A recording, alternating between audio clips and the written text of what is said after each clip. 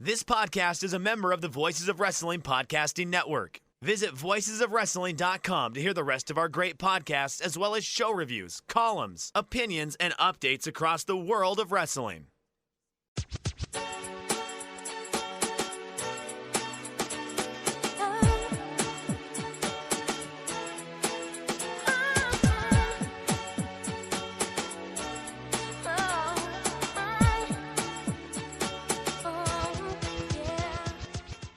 This is Everything Elite, the world's best podcast devoted exclusively to all elite wrestling and the elite extended universe. I am one of your hosts. It's your old pal, Iron Mike Spears, joined alongside Nate, aka Epitasis. And Nate, how are you doing today? I'm doing all right, Mike. I have the Delta variant of the novel coronavirus. As our patrons know, and as you know, of course, we don't have Aaron here today. He's on assignment, so might be a weird show because I'm gonna have weird energy. Probably, I might fall asleep in the middle of the show. So we'll be relying on Mike probably to do the latter, 40% of the podcast or thereabouts. But I'm not super high energy, so we'll see how it goes. But, a pretty good episode of Dynamite here. That'll hopefully carry us through it. How are you doing, Mike? I'm doing all right. It's something that, at least around here, I don't know how or why, but it's been the most damp year since I've moved up to the Carolinas, and I'm actually starting to experience erosion in my backyard, which is kind of wild. Like, just there's so much water that things can't, the soil and the clay can't retain it. And that was something that, as I was letting out the dog before getting up here recording, I was like, oh wow, I have a gully in the middle of my small backyard, like a literal gully that has been carved out by my gutter going out there. So that's what's been on my mind. Yeah, this was a really fun episode of Dynamite. This was an episode of Dynamite where there was one match I was primarily interested in, and it went on first, and then everything else, has kind of went hot and heavy. I'm someone that that there's always a point usually in a Dynamite where the fatigue gets in, everything happens so much, but this one kind of felt like it was just a very complete 2 hours, and it just felt like that everything flowed together, maybe flowed together a little bit too well sometimes, but we'll get into more of that in a second. You could follow us on Twitter at Everything Elite. Nate is at Epitasis. I am at Fujiheya. Aaron is on assignment tonight, but you could follow him at Aaron like the car. Subscribe to the podcast. We're on all the platforms and applications. I mean, new ones are popping up each day, Nate. New websites, new come latelys have been popping up lately. I don't know why people make new podcast platforms in 2021. I feel like we're pretty much done with that, but there's more, and we're on them. Yeah, hey, as long as we're there, that's fine. That's my one requirement. If you're starting a podcast platform out there, is that you have us on it. Yeah, no, if you don't have us on here, then what you're doing. But if you are using the Apple podcast app, please rate and review us. 5 stars only, please. Those really help out. And the best way to support Everything Elite is on Patreon at patreon.com/everythingelite. We will get into it later, all the goodies we have there. But as we are one to do after this second anniversary edition of Dynamite, it is time for us to play Elite or Delete. And for new listeners, this is where we pick out our favorite things of the show and then our least favorite things of the show. Because, Nate, I don't know about you, but I come to criticism and stuff like this, that you have to hold the things you love to the fire. And even on a very fun episode, I feel like there'll be some stuff we can get into on the Elite portion. But what was your Elite pick? What was your favorite thing on tonight's show? So yeah, that's tough. I think there were really 2 standout segments. It is, when you're sick, you kind of just don't like things as much. I think, I'm like 95% back to full health, but it's still if it was a typical, what they say, Wednesday, and I was off work, it'd be like, oh, this is beautiful. I can I can sit here on the couch and I can play video games all day, and I can watch a movie, and I can do just really anything other than work. But then just when you're sick, it's like, oh, I don't have the energy to do any of that, even though it's, not that it requires a lot of energy.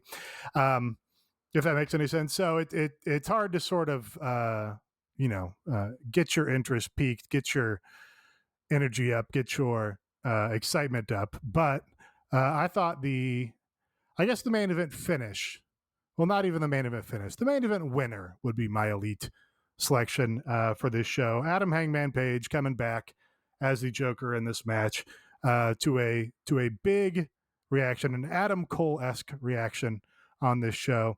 Coming in, and as he always does, bringing a ton of babyface fire, running wild on however many guys, 6 guys, getting cut off by Pac, and then, ultimately coming and winning the big ladder match to get his poker chip that'll give him a future AEW title shot. You can imagine a wrestling company where they overthink this, and this doesn't come off as well as it does, and the people don't get what they want. And Adam Cole comes back as the Joker, and he gets cut off, and somebody else grabs the title opportunity instead, just to keep us waiting for it. But we've now finally got the big Adam Page and Kenny Omega title match set up. It's what has really been the story of the promotion from the beginning. They talked about on commentary how Adam Page and Pac was one of the first feuds in the company. That was from the original press conference, pretty much setting them up as the 2 title contenders. And they paid homage to that in this match here, an effective way. Adam Page taking out Pac with the same move that he used to win at All In. And then, Adam Page, the Joker again, the second time he's been the Joker after first being the Joker at Double or Nothing and getting the big reaction there to set him up as the title challenger. So I think just some kind of, cool parallels, some cool poetic, finish here to these 2 years of AEW, where really the guy who was the first AEW homegrown star, didn't get out of the blocks and get established as that world title level guy, I think the way that maybe they imagined or we imagined. But they've kept him building and coming along slowly throughout the history of the promotion, and the crowd reactions continue to bear out that he's the crowd's guy, he's the AEW hardcore's guy, and now they're paying that off, and right at the 2-year anniversary here, making that all come full circle so that he's finally going to get the big title match with Kenny Omega that they were really been teasing since, I don't know, it's like Halloween of the first year, I think, was the first time I turned up on BTE that they were going to feud. So that was cool. I was like, yeah, that was cool. Adam Page is cool, huge baby face, all the fire in the world. And now we got a big title match for, I guess, the next pay-per-view probably. Yeah, and it's something that I genuinely like doing heat checks every once in a while. And one of the big heat checks was when they came back to crowds, like, oh, is Hangman still going to really carry the momentum that he was really starting to have before COVID hit? And the answer there was a euphoric yes. And then it's, oh, now that we have a promotion that has CM Punk, Adam Cole, Bryan Danielson, is this going to be something where the homegrowns, or not even like the 4 pillars, but like the people that grinded their way to the promotion like Hangman Page did? And the answer there very clearly is yes, he very much so. And it was something that on Light today, I kind of was under the impression that this would be probably a future TV title match, just because, I mean, building to Full Gear in Minneapolis on the 13th of November, it's a awkward time, Nate, I would say, because it's like the perfect amount of time, I would say, to like do a extended program building up to it. But it's also something that this is a promotion that is more than willing to say, oh yeah, we're going to do our world title change on TV. So it's really interesting to see where they're going to go over there. And as you were saying, like, the crowd was insane. So it just like the entire match, like Pac being put in there, of course, pops me, Nate. But like The fact that it really felt like, oh yeah, Pac is here and he's going to be a crazy person. Orange Cassidy and Andrade. That's a match now that I want to see that came out of this match. And you just had a whole lot of stuff there. And I mean, John Moxley in a city that's pretty near and dear to him, managing first to get a superstar reaction. And then when Hangman Page came out and in a closing stretch, getting boos for the first time in the promotion, really told us that like Hangman is the anointed guy. And it's something that'll be kind of interesting because I still think you could still do Omega versus Danielson without the title, even though they've kind of made it there. But do you think the iron's hot now after the reaction of his return, or do you think it's something that you build out and you see how things go over the next few weeks? Yeah, I mean, you can't ask for a better starting point for this build, I think, in terms of how hot he was. I think you're totally right that Adam Hangman Page was over enough as a babyface to get John Moxley booed out here is a great testament to how much they succeeded with getting him hot. And yeah, it is, their track record, I guess, with these sort of pay-per-view builds is a little confusing. It's hard to know that they're going to, nail I don't know what that is, 6-week title build or something when they've already got the match established. But it seems like they should be able, it seems like a competent pro wrestling company should be able to do, hey, these two people are wrestling in 6 weeks for the title. They've got all this history. They've got all this, baggage you can look back on. And you should be able to make hay out of that and make it an even hotter title program. That's something that a good wrestling promotion should be able to do. So let's hope that they're able to do it if that's when it's happening. The other thing about the match is they're really good at setting out these multi-man matches where, everybody sort of has a little story in it and everybody has a feud in it and they all, kind of have some interplay. So everybody makes a little hay on whatever story they're going on. And it, keeps the match exciting and it makes everybody kind of a player in the match, even if they're not going to factor into the finish or whatever. So that was another positive thing that, basically everybody coming into this match, we already knew, exactly who their feud was. You had Moxley and Archer had a feud. They played that out great where, Archer goes out to meet him in the crowd and start fighting with him before he even gets to the ring. You had Pac and Andrade have had their thing. That'll, went to a fuck finish in their big match that was built. So that seems to be a continuing rivalry. And you had this thing with Orange and Matt Hardy. That's ongoing, presumably. But I totally think you're right, because we've seen Orange and Pac before, and they again called back to that at Revolution. But yeah, not Pac. Orange and Andrade was instantly exciting to me when they did whatever, the triple flipping over head scissors with his hands in his pockets. That was awesome. And you'd like to think that they would have a whole bunch of ideas, right? Especially because you can play off the Tranquilo thing with Andrade and Orange being, lazy and too cool for school or whatever. So you got to imagine there's a great match there at some time in the future. Just, hopefully we get to it at some point. And it's not just whatever Andrade fuck finish kind of thing. But yeah, so I thought the match was pretty much a success for all those reasons. If I do want to make a complaint about it, though, okay, the finish was just Page and Moxley on top of the ladder, and they didn't really. They kind of, they just traded punches for a really long time, and then they just kind of stopped, and then Moxley was like, "All right," like takes a step down and just falls off. Kind of a flat. Exclamation mark on the match for Hangman Page, and it's like, yeah, okay, he outlasted Moxley. yeah, but I don't know, maybe he could have done some kind of bigger move than Moxley just being like, all right, I'm getting off the ladder now. right, yeah, and it's something that that felt very E-drone like that felt like an E-drone kind of fish. Like we're like brawling on top of the ladder, then one guy falls off, and that happened after he did the dead eye off the ladder through a table. Yeah. So you're like that felt like the finish to me, and then like he was wiped out, which I'd say great subversion of expectations, like saying like, okay, that's not the finish you would think this is, and you're going to think he's out, and that's when the crowd really was starting to boo John Moxley, and then he pops back in the ring and does that. But yeah, no, the finish after some of the stuff happened in the match did feel somewhat flat in it, and it's something that's like those were the two last people in the match. Like if we really want to get granular, they would have accumulated the least amount of damage. Like you shouldn't have to fall off the ladder like that. So I totally see your point there.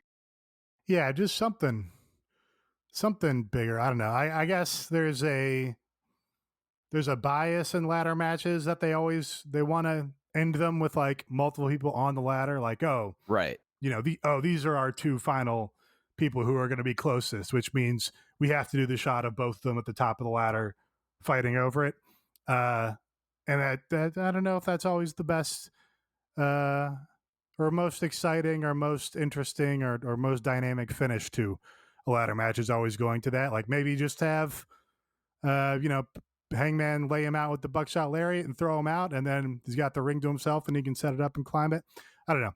That was just a little bit of like, oh, okay, I guess he's going to win the match. I guess it's over now. Yeah, it's something that like I feel like you could have had a moment where like everyone's cleared and then like you soak in the emotion of, oh, after the last 2 years, like he is now back where he was when the promotion started and him slowly crawling up the ladder. And I feel like that could have been more effective than that. Something that my elite kind of plays off of the idea of how we had like these like interwoven things happen in the ladder match. I feel like this show, which sometimes it feels like there's some very distinct things happening that people are in their own little worlds. And it's like, all right, they all coexist in this promotion, but it's not necessarily feels, I don't want to say coherent. It doesn't always feel like everything is like meshing as well as things mesh. And I like, this was a night where it felt like everyone was in a promotion together. Everyone was kind of interacting and we're like having just like various things going on. Of course, the TBS championship was announced tonight, officially, finally. That felt like one of the worst kept secrets going on today. And like the idea of that, like they had the promo, they had the like the quickfire promo for that, and then you immediately had Britt Baker later commenting on that. So it's like, okay, that's all kind of interwoven. And then you also have the Dante Martin and Malachi Black angle that happened, setting up that future match. And then Lio Rush is here commenting on this, saying, hey, Dante Martin, you're an unvalued commodity right now. I want to help you out with this. I want to take advantage of this here. And it was something that kind of felt nice, and it felt like that was like a coherent universe. And it's something like on a show where like there's a lot of stuff that I really enjoyed. It was the kind of thing that like I kind of sat back after the show was over. And I was like, this felt like everything was kind of interplaying with each other, and everyone like existed together in a way that does not necessarily feel like week to week, but this week everything did. I mean, you even had like you had Men of the Year and America Top Team coming out right after the Sammy Guevara match. Like everything kind of flowed together, and I think that's something that on a show that sometimes like you'll have a very strong first 40 minutes or last 40 minutes, and the rest of it sometimes tails off or it's building up to this. This felt like that everything kind of worked together from the jump, and it was something that I think that's why I kind of walked away with this from the show being pretty impressed with it. Yeah, I think they've gotten better in the last, I don't know, maybe couple months of hitting those quick backstage pre-tapes just to it's something we've seen with the women's division a lot, especially like coming out of the battle royale, where they hit 6 people, and it's like, okay, we're doing this women's title tournament, we're going to hit takes from 6 people and remind you who 6 players are in the women's division or whatever. And they've done that more and more with just like very quick hits to backstage pre-tapes, which is something that I think is great for them to do, because it keeps the show moving at a quick pace. It kind of keeps your energy and excitement up, because you're not just looking at the same shot all day long. You're moving around the arena really quickly. And it just keeps more people in the promotion fresh in your mind, and is like, hey, well, here's what this person thinks about this, and now you just have a little more insight into their character or whatever. So when they turn up for their one Dynamite match in 3 months or whatever, then you can at least go, hey, yeah, that's right, they care about this thing, and they're going to have this match for this reason. But yeah, the Dante Martin and Malachi Black thing, I thought, was a really pleasant surprise. When he first really, I think, had that really big breakout match of his with Kenny, I was like, well, that was awesome. It's so great that they, give this kid this chance to come out here and shine like that, especially against their champion. But just with the history of the promotion, it's like sometimes they forget about people for 6 months. So I was concerned, like, is he going to be another guy that they, establish in 3 weeks straight on television and then just kind of put in the background for, literally half a year? So it's great to see that they've continued to cycle him in on TV. And this was like just a super pleasant surprise that it's like, hey, not only is he going to be, in a little program here or whatever, but he's going to get some mic time. I thought he did a great job asserting himself there, despite, basically no television promo experience. Got exactly the reaction you want, where he's like, hey, I think I can take on anybody. And the crowd's like, yeah, we think you can too. That was awesome. And then really a kind of perfect capper to that situation. It's like, oh, actually accept this guy. This guy's going to fucking kick your ass. And the crowd's going to be like, you fucked up. With Malachi Black coming out. So that was a nice little twist. That's going to be a cool match. And that's, a great next program for Malachi Black, where it's like, hey, now I can destroy another guy. People are going to enjoy seeing me destroy a guy again. But Malachi Black gets his first little, singles feud experience or whatever it is. So a great way to advance both those characters. And what was the other one that you shouted out that was also good?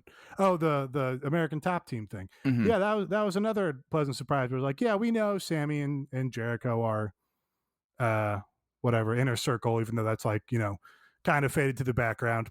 But that's just a good thing where it's like, hey, all these characters, wrestlers can have different relationships, and you can use it to your advantage and something like that. It's like, well, yeah, well, Sammy's mostly with Fuego now. But Dan Lambert's still going to use it to his advantage, and just makes that whole segment more exciting, more dynamic. Gave us a purpose for having this match on the show in the first place. And then, Lambert getting booed out of the building in that promo after the fact when Jericho came out. So, just a good sense of, I don't know if anything can happen is the right terminology to use exactly. No one's off limits, maybe. Yeah, it feels like a living, breathing promotion. It's not a promotion where everybody's segmented in these little things and you write out with your pencil, this guy's going to feud with this guy and he's going to cut a promo on him, blah blah blah. It's like, no, these characters are kind of living and breathing and they're all existing in this arena at the same time, and then you just kind of shake them up and see what comes out. And on this show, and I think on more often than not on their television show recently, you get kind of a lively, exciting mix. Yeah, for sure.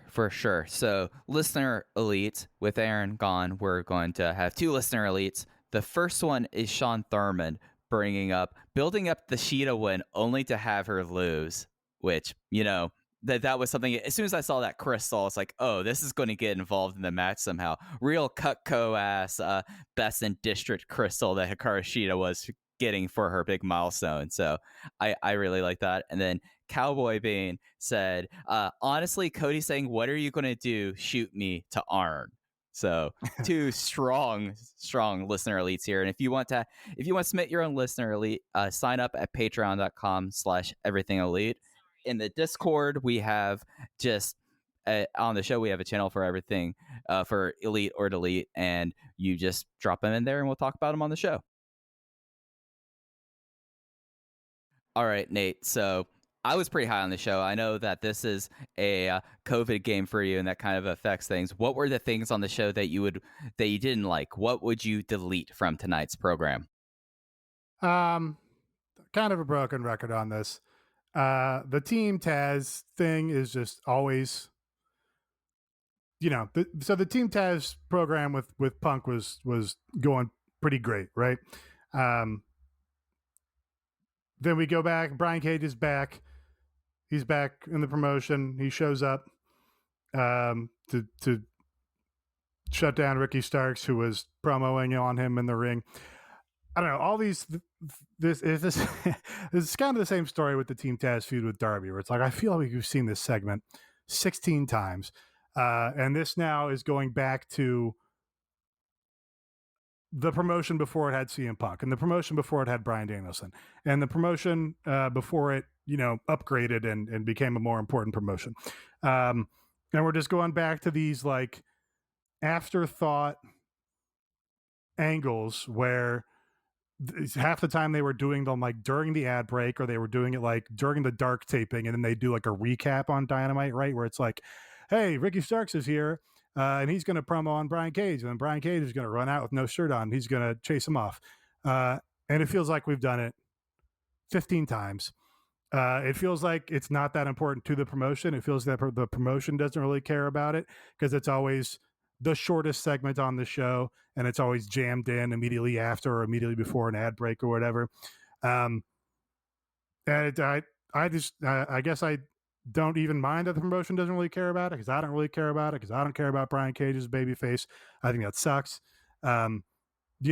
Ricky's good, but Ricky hasn't had an opportunity really to show us what he's about. He had like a cool pre-tape, but here there was nothing to this promo really. He's just like, hey, Brian Cage is a lung kid. I don't know. There's just nothing for me here. And it seems like the promotion is as disinterested in it as I am. And yet they keep doing it for month after month after month after month. It seems like this promotion, or this feud with Brian Cage turning babyface, has been going on for, I don't know, 4 months at this point. Yeah. I don't know why that's the story of every Team Taz angle. It's something where something that struck me when Ricky came out was on the lower third when they said Ricky defeated Brian Cage for the title in July 25th. I think it was July 25th, but it was in July. And it's like, oh, this feud is about to enter its third month. And I know some of it is Ricky's like neck, and he's not, and it's something that, you don't, this is not probably a match that they want to have if Ricky's not like totally ready to do so, which maybe prolongs a little bit, but then you just don't bring it up. You bring it up later. Yeah. Or I don't know why they flipped the title to on. Like that was all after the neck injury, was flipping the title onto him. Yeah. In his hometown, right. Or his adopted hometown. Which was the peak of this storyline by leaps and bounds. Like it was 5 times as good as anything else in the program has been. And yeah, the program just keeps stretching out. Yeah, it's something that I know that like you had Ricky out there alone, and with Ricky, yeah, of course, Ricky's a great promo, but like with like Taz in Philadelphia, I know that they probably wanted to keep it a heel reaction, but it felt like that in a way that Taz is one of the things that's making this work in a way, I would say. So just kind of, it's something that's very hard for me to be enthused, and it does seem like they're finally blowing it off on Friday with a street fight, one would hope, to be honest. But like why is it now? It's just totally arbitrary. It like, please blow it off. Absolutely. Like, please, blow Brian Cage as a babyface off the television altogether, for one thing. But yes, for sure, please blow this feud off. But why? Why is it the blow off of the feud now? Except that it's been dragging on for 4 months. Like there's no logic in the story where it's like, hey, this is going to be the end of it. There's no natural breaking point where it's like, we've been going at it, and now you did this and I did that, and now it makes both the sense for both of us to be like, okay, this is the end of it. There's none of that. It's just like the same thing that it's always been, which is one guy's out promoing, and then Brian Cage runs out with his shirt off, and the Hook and Powerhouse Hobbs are there. That I just don't get why every Team Taz angle is the same thing 15 times on television. Like, let somebody else do the same thing on television every week. Yeah, and it's something that's like, all right, like what do you do like with this, like the storyline, like after it's like the storyline's been played out at such a point, like, and it was something that like I really enjoyed the Ricky video from last week, and I was like, all right, we're getting to see a different side of it. But then we were promptly right back to this. So yeah, like how much of a breath of fresh air would it be to let Ricky play off somebody else for a couple of weeks? Like, remember when Ricky was coming out and painted his face like Darby and imitating Darby and doing all that stuff? And it's like, oh my God, let him sink his teeth into some other character, some other guy, instead of this Brian Cage. He's big muscle man. Yeah. So my delete is the Darby Allin versus Nick Comoroto match, and this is probably a issue that you do not have. I know that with COVID you have to be careful about where you're going, but I'm assuming that in your as you're convalescing, you're watching this from the Azores, of course. But if you were watching this on TV or on a streaming service, basically the entire match was during the commercial break, and it just was. Oh, Yeah, real bummer. And this was after on Dark last night. It was Nick Comoroto versus Orange Cassidy, and it was a fun little match. Like, it was exactly what you expect that match to be. Nick Comoroto got to throw him around a lot, and then Orange Cassidy won with 2 orange punches and then a beach break, which made Comoroto look strong because Comoroto is a big guy and you can go down with one punch. And then the match started, and we had like a minute of it, and then went to a long commercial break. The rest of it happened in picture. Came right back. Darby hit the coffin drop, boom. And it's just one of those things that, you have the picture-in-picture. It's something that is very appealing to advertisers, but it's just one of those things that just, like, it was neat the time that they had a match end in picture-in-picture, but it's really, and that's unique, and that's something that's nice to do. Like, it's nice to do a time limit draw, but having the lion's share of a match happen in the picture-in-picture and in commercial break and coming back abruptly right into the finish just was a real bummer for me. So that was a match that, like, I was getting into when they announced it. I was like, oh, Colorado looked fun in it, but didn't get to see basically any of it. So kind of a bummer for me. yeah, that's interesting. The match was, pretty much exactly what I thought it would be. I got to be honest. I kind of like it a little more knowing that it was mostly in the ad break, and then they just came back from the break and he immediately won. Because my thought while I was watching it is, I was a little frustrated. Nobody gets more meaningless matches just to have a television match than Darby Allin in this promotion, where they just go, "Hey, it's Dynamite, and Darby Allin's going to wrestle this guy," and there's no story reason for it, no justification for it, other than, hey, Darby Allin is the star we made, and we think we should feature him in television matches constantly,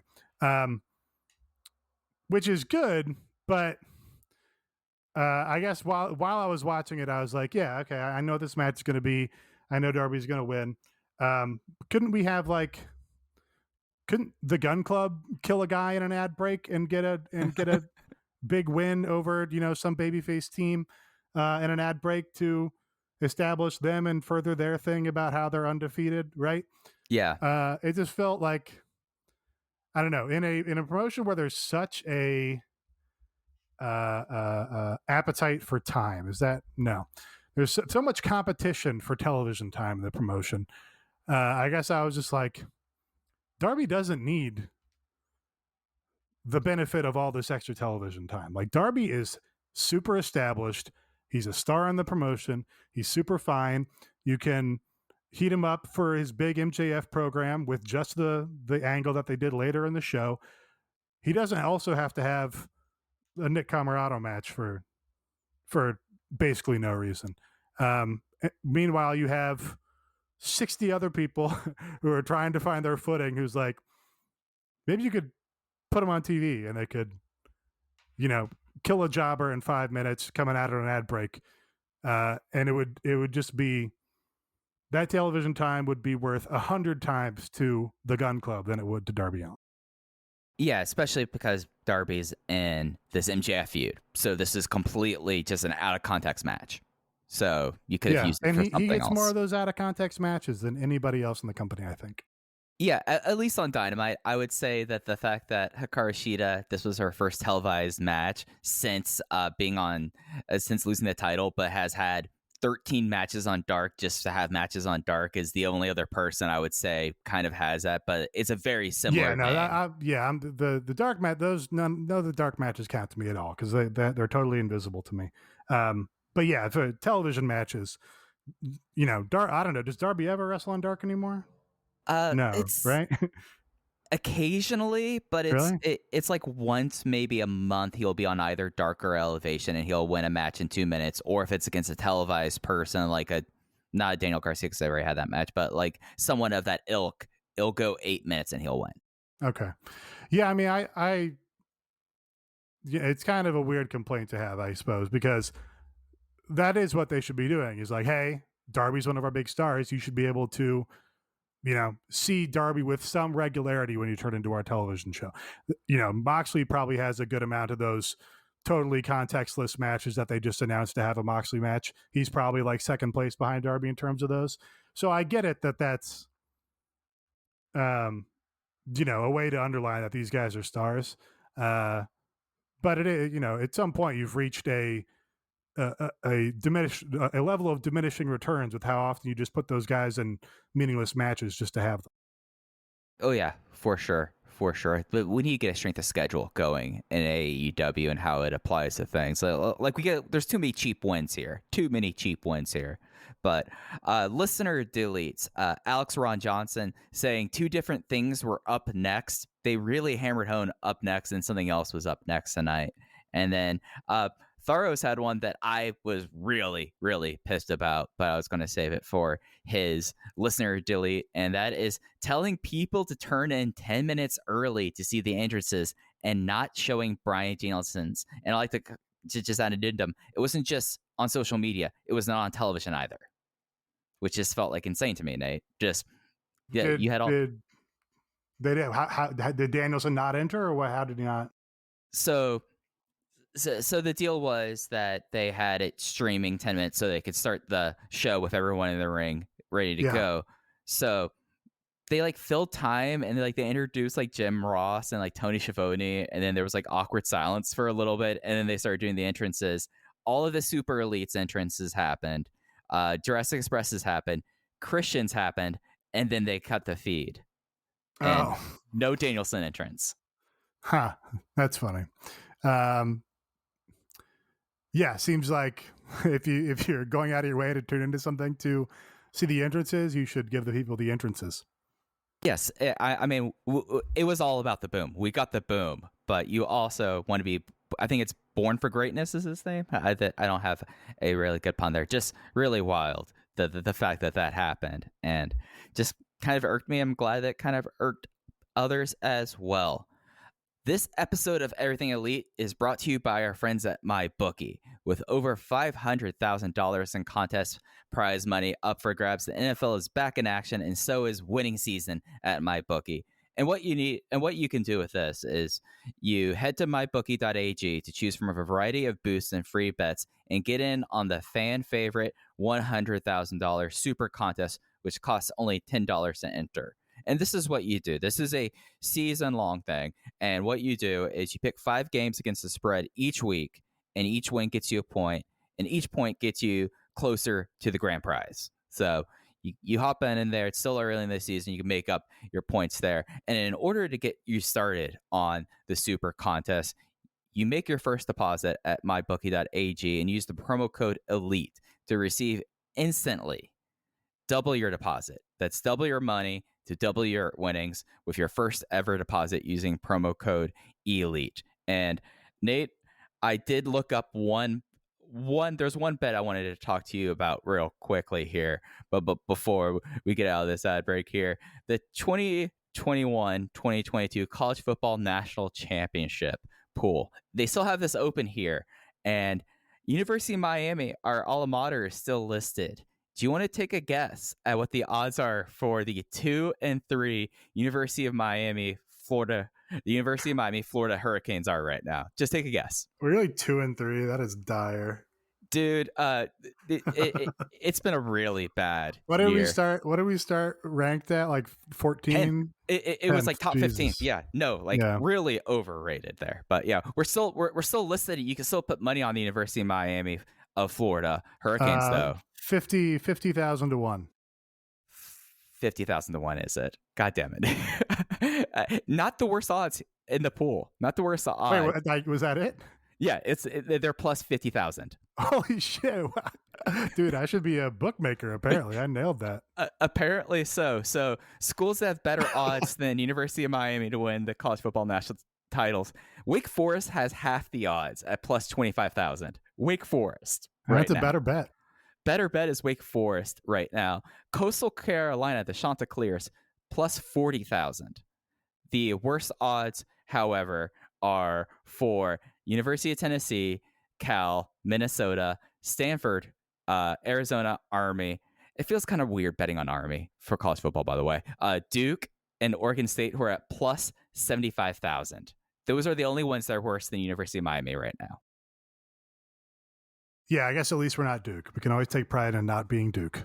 We are not Duke. And you could bet on this and a whole lot more. You can get on the super contest at mybookie.ag. Bet anything, anytime, everywhere, or anywhere with MyBookie using promo code ELITE.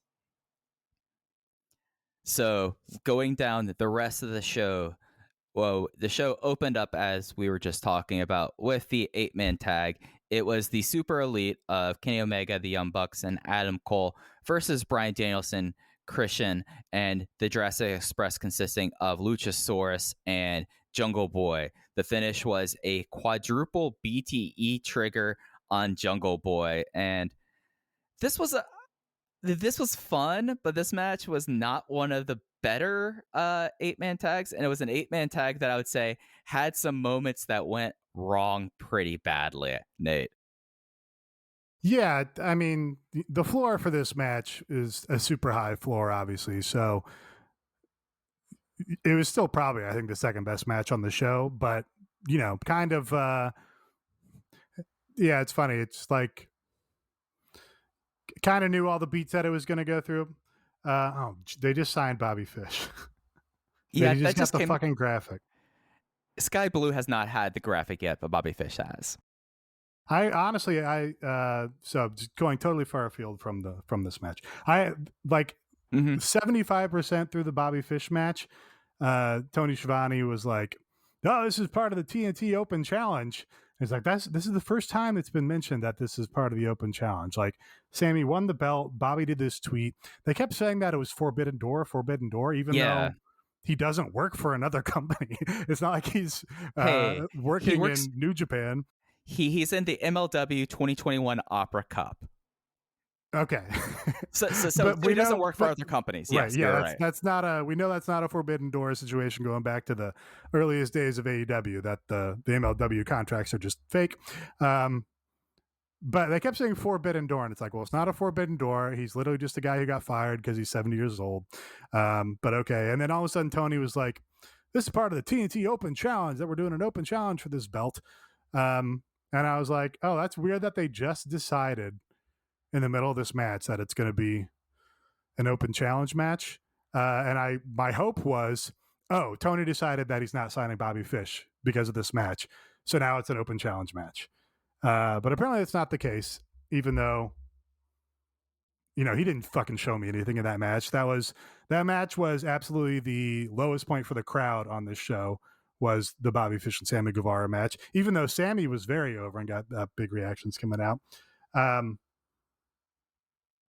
Yeah, so I don't get that at all. That's a weird move. At least they got the music, I guess. Anyway, opening match on this show was like the floor version of a Young Bucks 8-man blow away indie Atomico tag match, right? Where everybody does their dives, everybody gets an awesome shine segment. They make all these guys look like $1 million.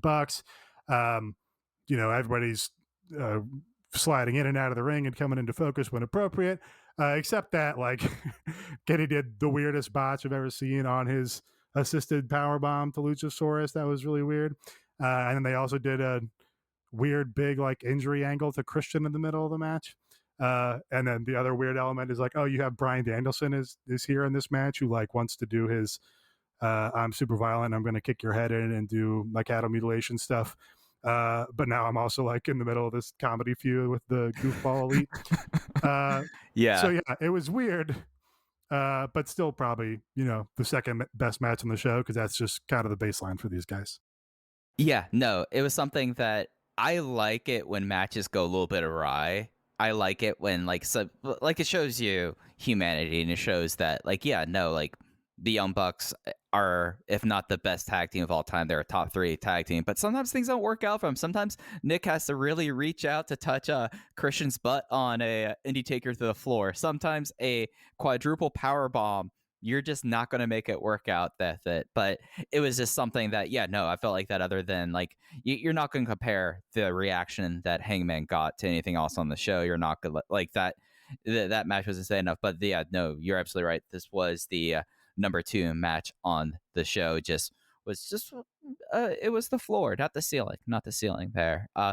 And then after the match, we had Jon Moxley backstage. He was going nuts. He's going nuts at home with his daughter. He is going nuts because no one can pin him. No one can submit him. So now they're going to put him in a ladder match. But you think I've never done a ladder match before. And he was doing his promo, just going wild. Like, really seems like that having a daughter at home, or at least is the thing he was implying. Seems like Jon Moxley not getting a lot of sleep right now. And that's what we got in that promo. Yeah. That was great. Just a great, great unpredictable thing that only Moxley could say, that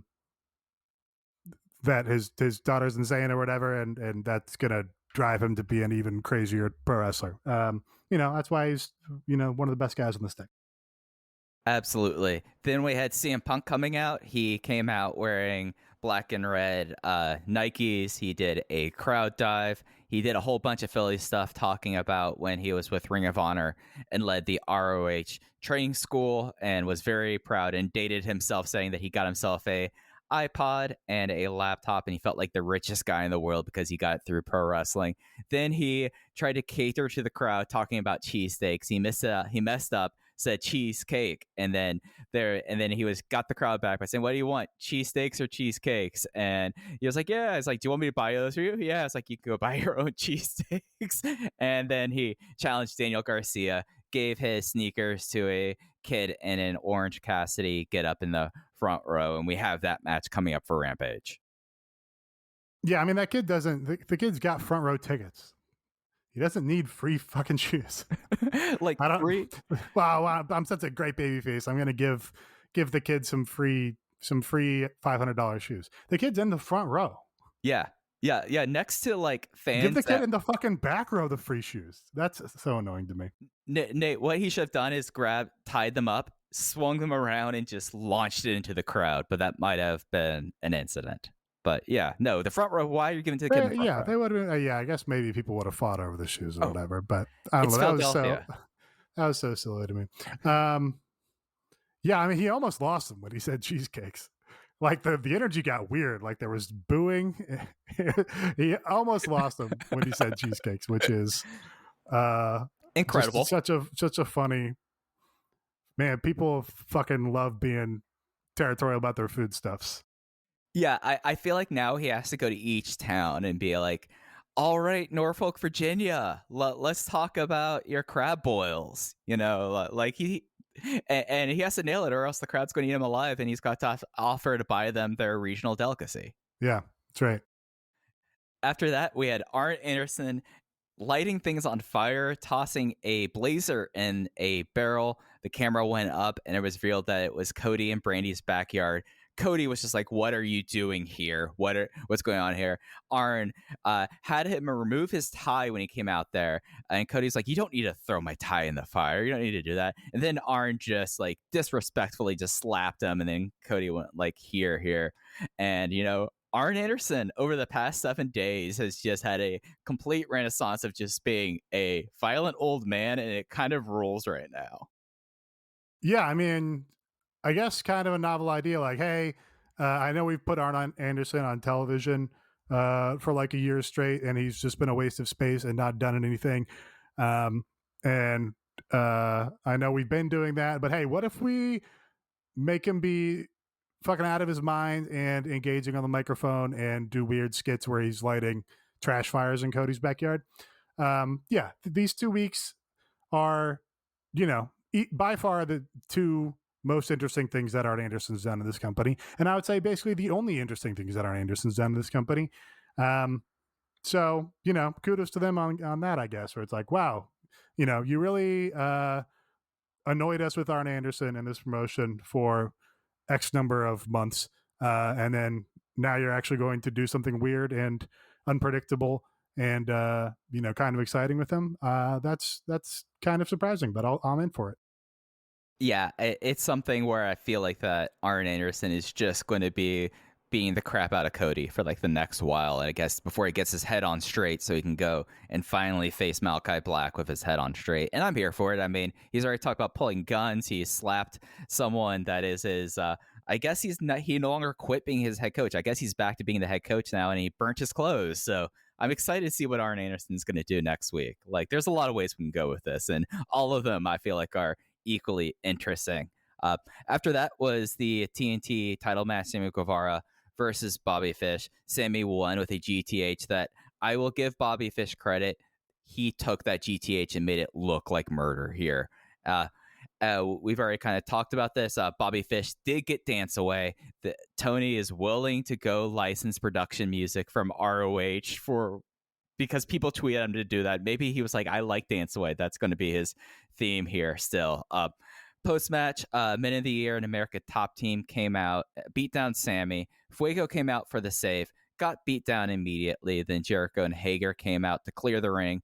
Lambert grabbed the mic as we were bailed. He was mad about the fans cheering, hated Philly, calls Miami his city, says that Jorge Masvidal is the sheriff of Miami. He's the one who runs this town, and then challenges the Inner Circle versus Men of the Year and Junior Dos Santos for Miami. Jericho grabbed a mic. It immediately broke. Lambert, all the while, is just basically losing on the microphone. Best Dan Lambert performance, I would say, while being in the promotion. He grabs a new one and then immediately accepts. I can't remember who it was. It was either Thoros or TJ Hawk who did just an absolute devastating own of Tony Khan on this Bobby Fish thing. Just about how thinking that Bobby Fish is good exposes Tony Khan as being a certain type of Ring of Honor message board poster who, believes in the mediocre white guy work rate bullshit. And I can't remember who it was, but that's all I can. TJ Hawk did the other good tweet about, the hypothetical scenario of Bobby Fish, a man who has had precisely 4 good matches in his life, getting a Dynamite tryout match in the opener slot, the biggest lock in wrestling to have a hot crowd, and then getting signed off it, which is not exactly what happened because Bobby Fish fucking killed the crowd in this match for a good portion of the middle of it, but still got his deal anyway. So, right idea, but I guess really the tweet proven correct by Bobby Fish even failing to clear that low bar and still getting a contract. The match was fine. It was fine. He's fine. The end. Yeah. I'll be excited each time I hear Dance Away, but then I'll be like, oh, I'm watching a Bobby Fish match. Right. If we still get Dance Away after this, I mean, maybe Mikey Ruckus.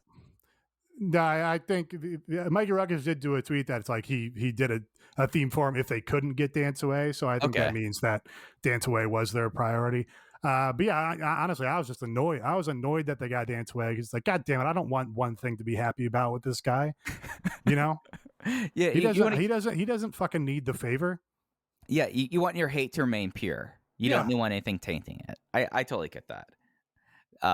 After that, we went to a bunch of segments again. The Acclaimed were backstage, or they weren't even backstage. They were sitting on a set of stairs. Max Caster rapped and was challenging Lucha Bros for the tag team titles on Friday. So pretty loaded Rampage already between that and Punk and Daniel Garcia. After that, came back for commercial. Tony Schiavone is in the ring, officially announced the TBS championship, mentioned that Aubrey Edwards is the senior official. Aubrey made a look of, I didn't know I was the senior official. And likewise, I did not know that Aubrey Edwards was the senior official until just now. Yeah, I guess so. And then we had JR and Darby in a sit down. JR brought up the face. Was Earl Hebner in this promotion, or was that just it all in? He was, right? Yeah. Wasn't Earl Hebner here for like 2 months? Mike Chioda too. Mike Chioda was here for one match. I certainly remember the Mike Chioda, the much heralded Mike Chioda match where it fucking Mike Chioda got the Bobby Fish treatment. And it was like, hey, Mike Chioda's here. Ooh, roll out the red fucking carpet. But yeah, I couldn't. That's a weird. Earl Hebner was in this company for like, I don't know. Maybe he's still on the roster and a backstage stealing money. Yeah. Anyway. Hey, I mean, just don't let him be around merch, I guess. I mean, that's the thing. Yeah.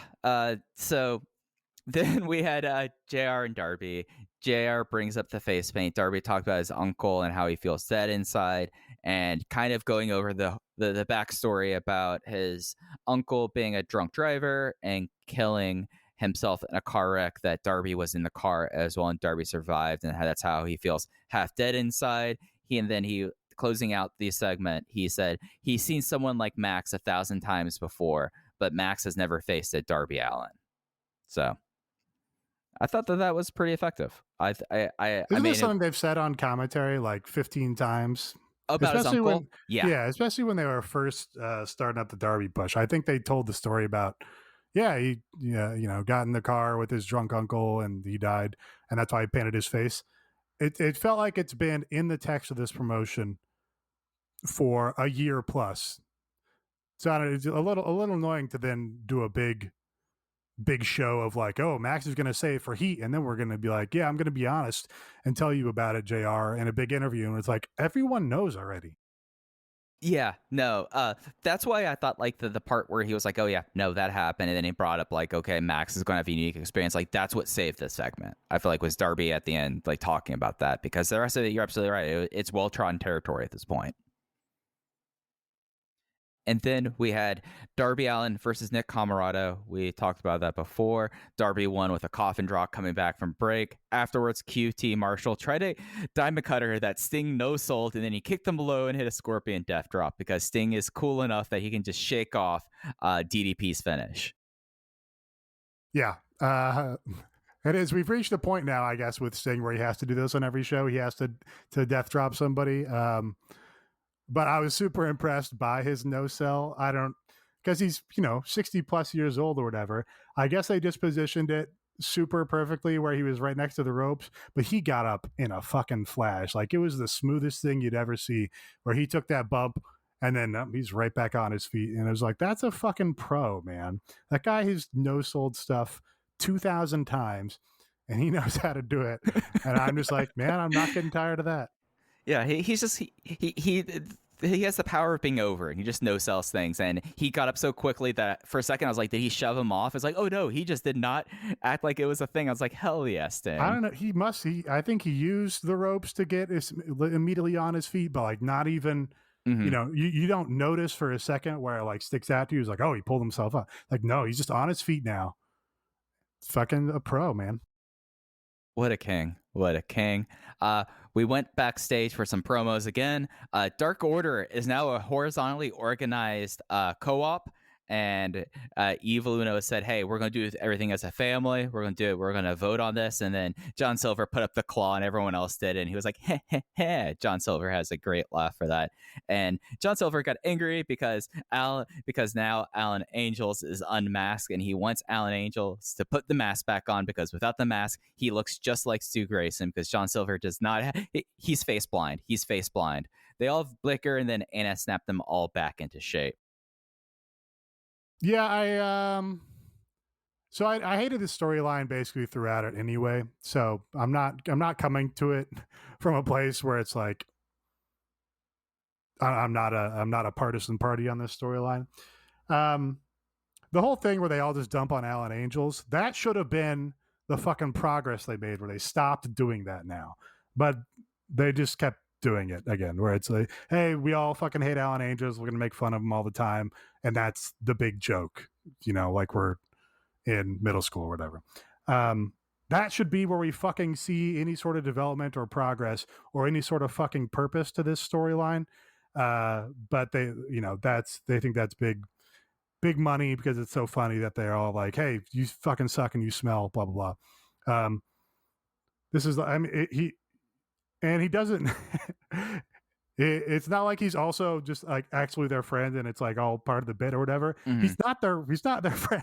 He doesn't like them. I mean, I don't know if he like actually dislikes them or anything, but sure. In vlog canon, he doesn't like them for that reason, and that's why he hangs out with all the people on Sammy Guevara vlog, because they do this hack joke where it's like, hey, we all think you suck all the time, and it's like, hey, maybe this whole fucking story where it's all about how we're fighting each other and bickering and we don't like each other. Maybe the, change in our characters and our arcs that could actually carry forward is like, hey, let's stop doing this one hack joke where it's like, hey, this guy sucks. That would have been good, but they didn't do it because they're, it's a fundamentally juvenile act. So whatever, that's fine. It's pro wrestling. Not gonna. I mean, I guess I am. I'm gonna spend the last 2 minutes pretending that it's like not pro wrestling and like doing stupid juvenile shit isn't half the point. Yeah, but that would have been good to see. That would have been like, hey, something actually came out of this stupid storyline that I hated. Yeah, no, it's something that's like, all right, like the big thing would have been John Silver being like, hey, buddy, you don't just look like Stu Grayson. You are your own guy. And they have like a nice all moment. You're like, all right, now you actually feel like a coherent group. Yes, a big cheesy awe moment would have been not only like an actual finish to the storyline, but like probably funnier. For sure. Yeah. Like, it's just one of those things that Dark Order is one of those things that I fundamentally like a lot, but the last few months of stuff with Dark Order just really has me back on the thing of like, has Dark Order played out its stringer or not? But groups don't break up in this promotion. That just does not happen unless the Young Bucks beat you. They do. They're all groups are constantly in a state of breaking up, but then it just doesn't happen. It's just an eternal breakup.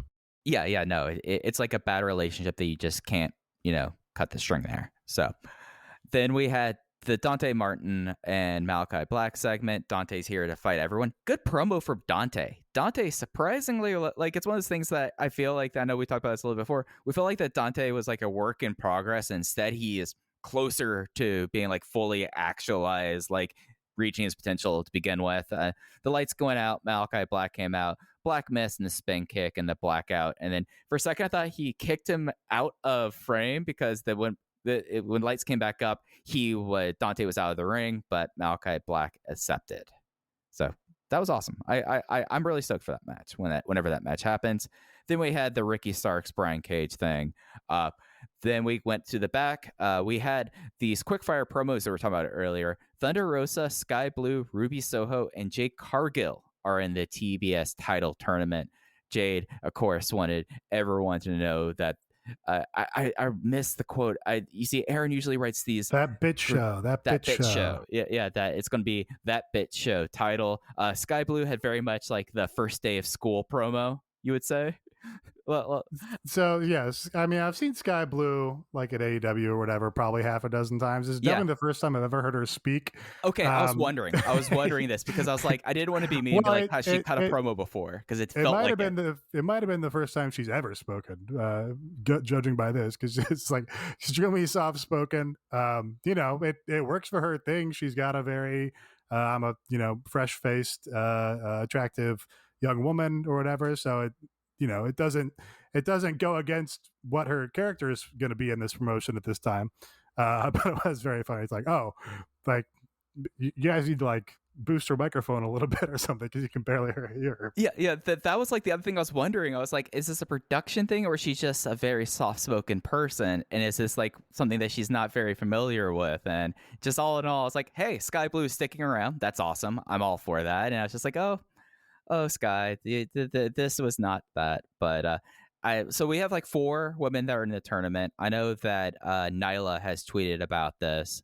It's going to be real interesting to see how they kind of flesh this out, this title tournament, because it's already having like a strong first half of the bracket, I would say.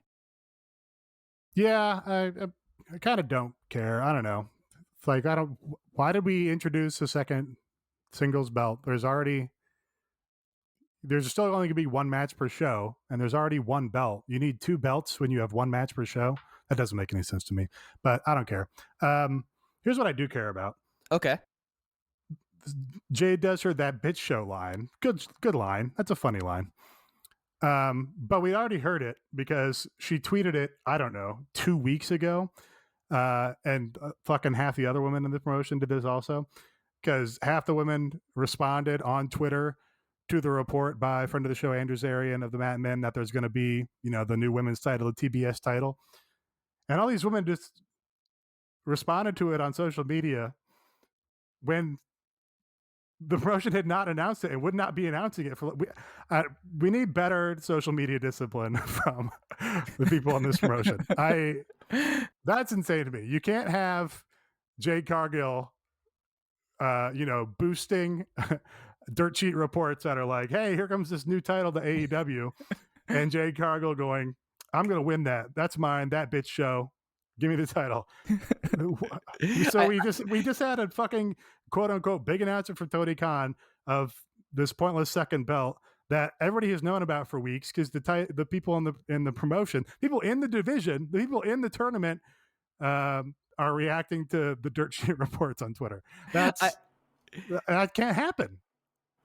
I will say that this very much is, safeties are off on social media with this promotion with people. Like, it does feel like that there's that like you like see this thing, you're like, oh, okay, not a lot of discretion there. However, Jade should be allowed to. I think Jade is like the one person.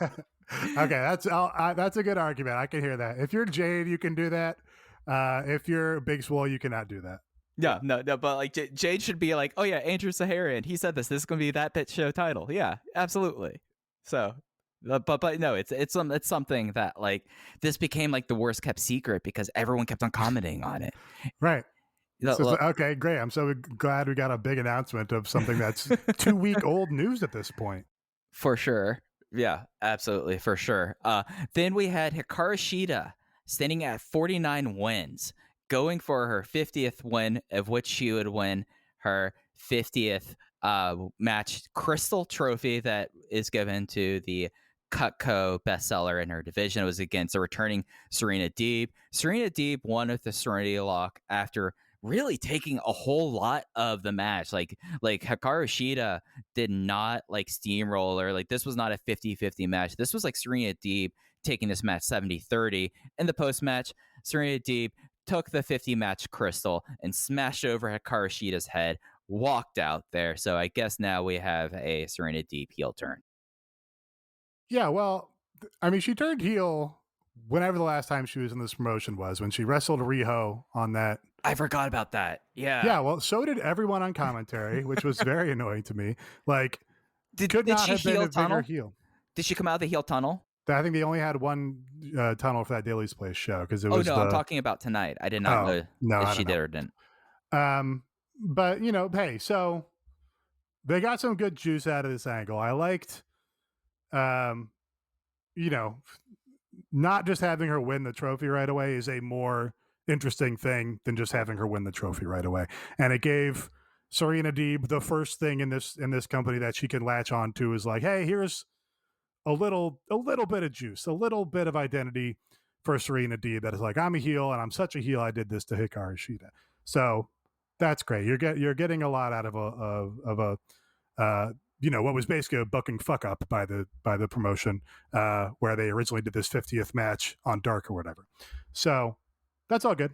I'm annoyed that the commentary acted like Serena Deeb was a dyed in the wool heel out of the blue, like it hadn't been very established in that Riho match. But whatever. Now let's see if they do anything with either of the women. It's the first time that there was anything with Serena Deeb in this company that I found slightly interesting, was like that happening. And it's something that for someone that, I mean, really kind of adrift, and yeah, she's had knee issues and she had microscoping. I don't know if she got a procedure done on it again, but it's something that she needed some sort of juice or some sort of reason to be around here. And that at least gives that to Hikaru Shida. Now I feel like Hikaru Shida should constantly lose matches until she's like, until like it's against someone that's like, unless like Alex Gracia comes back and that's who she gets her 50th win in. Like long losing streak that is just like Julia Hart ends up beating Hikaru Shida. Like everyone, like she can't get over the hump, but then like suddenly it's like Alex Gracia or Danny Jordan. Finally, she gets the 50th one, and she's like, this is the trophy. And everyone should attack her with the trophy post-match, by the way. Like, every single person. And so it's just like a husk of a trophy by the time she gets it. All right. Then we had Alex Marvez as Darby Allin was heading out of the arena They said that MJF challenged Darby for a match next week. Darby said, "Of course, I accept." Then a whole bunch of dang ninjas came out. There were guys dressed in all black, wearing baklavas, came out and beat the living shit out of Darby. Some of them came out of a limo. One of them picked up a camera for whatever reason, and it was very clear that it was all the Pinnacle, especially because you could see one of the FTR guys wearing the peg jeans, like that kind of gave up the ghost there. And also the fact that one guy was significantly bigger than the rest, picked him up, threw him into a bunch of barricades, and then picked him up and gave him the F10 onto the barricades.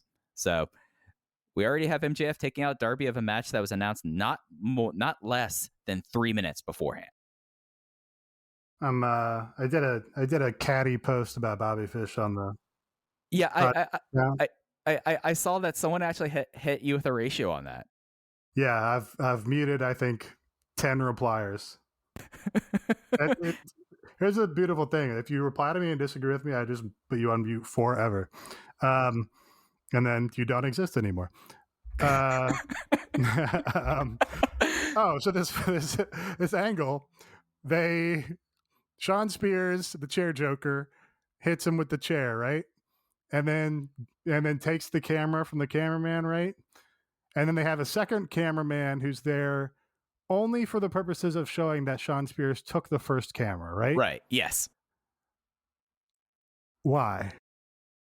Buddy, I'm still trying to wrap my head around it as well. The only reason, the only way that him having the camera came into play at all is he did a very cringe Joker laugh a couple times. They sent the second camera person over there to firmly establish over and over again for the audience, Sean Spears has the camera. Only so that there was some kind of explanation for why he was doing a stupid Joker laugh directly into the microphone. That is the only conclusion I can reach. And that is the only thing I thought about during this entire segment. It just was like such a thing that I was like, oh, why are y'all in baklavas to begin with? Like, it's like thing like the limo came out. It's like, oh, the Pinnacle's coming out of limo. You could have just had them all get out there. Like, you didn't need to do this. Like, this was like a secret ops beat down when you have one guy who's significantly bigger than the rest, someone being a joker, someone wearing peg jeans. Like, that was the thing that kind of, I was like, why are we doing this way? And then I'll have to say, Darby did that F10 that Wardlow did that was on top of a bunch of barricades and a stop sign there for whatever reason was really, really sick.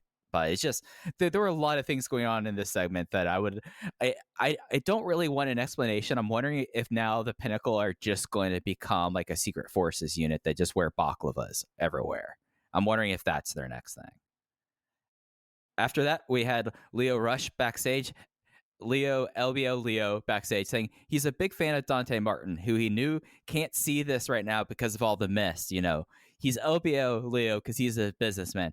Dante is hurting and he's an undervalued commodity, and he offered his guidance for the Malachi match. So LBO Leo, 2 for 2, I'd have to say. Like, I was a big fan of this segment. What were your thoughts on it?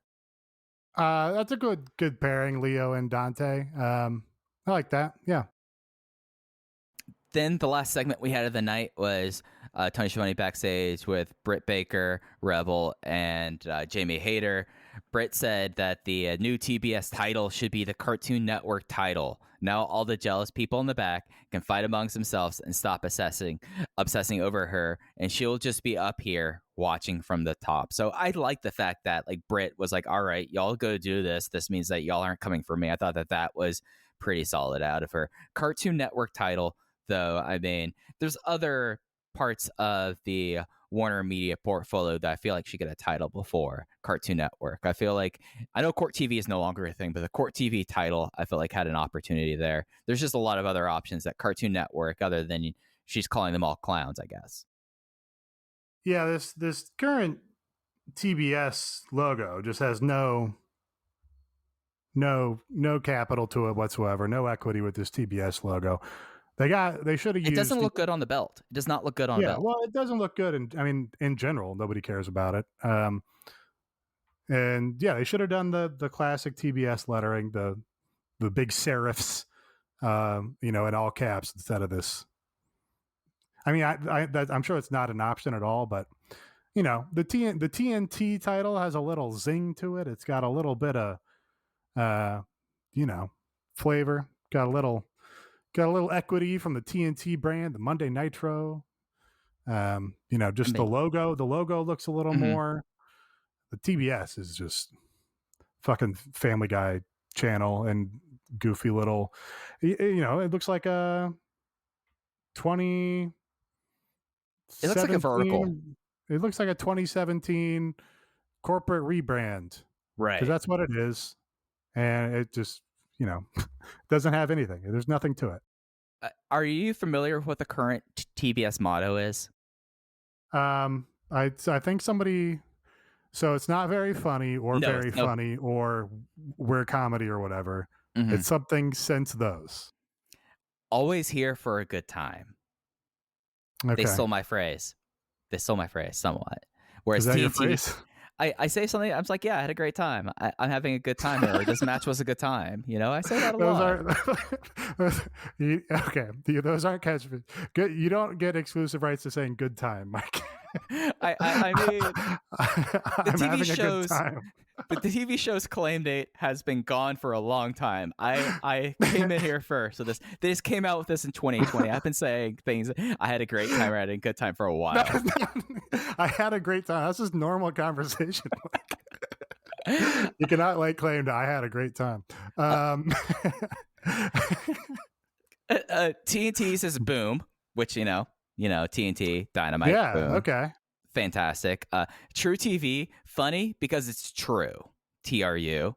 USA Network is no longer characters welcome. It is now here for the characters.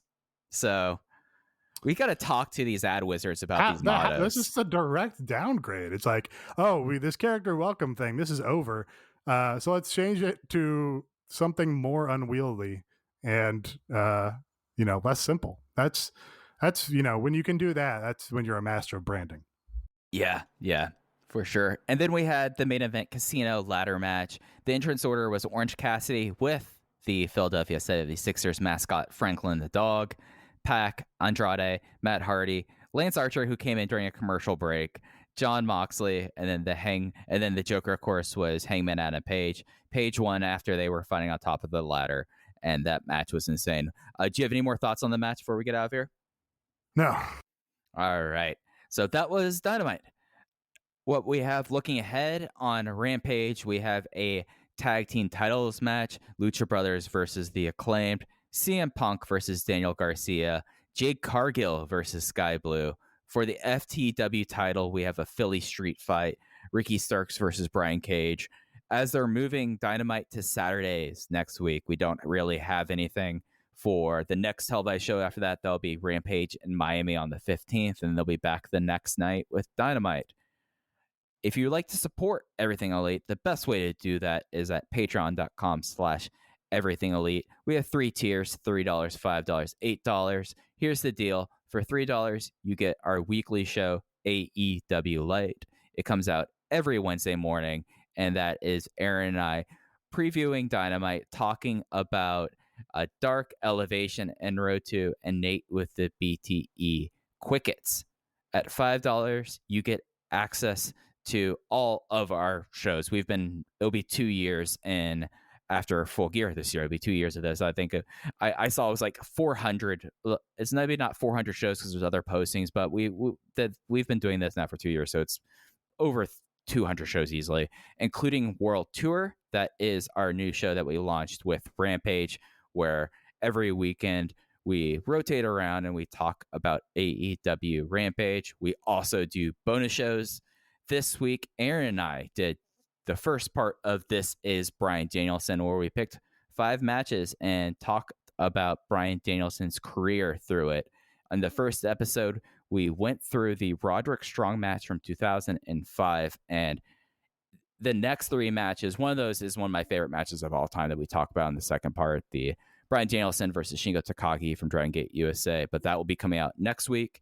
And then also, after every pay-per-view, we do live reactions, and at $8, you can get our live stream. So for every single live reaction, not just for pay-per-views, you can hop on into YouTube and listen to us live. And for $5 and $8 also, we have our Discord where we hang out throughout the week, and especially hang out during Dynamite and Rampage, just talking with all of our lovely patrons. It's a good time. It's easily the most chill Discord server I'm a part of. So you could get all of that at patreon.com/everythingelite. And did you have anything else you want to touch on before we get out of here, Nate? No. All right. So that's going to do it for this week. You could follow us at Everything Elite. Nate is at Epitasis. I am at Fuji Heya. Aaron is at Aaron Like the Car. If you'd like to support the show, go to patreon.com/everythingelite, or also go to mybookie.ag. Use promo code ELITE to instantly double your deposit. You get a double deposit bonus. But that's going to do it. So for Aaron, for Nate, I'm Mike. Thanks for listening. We'll catch you next time.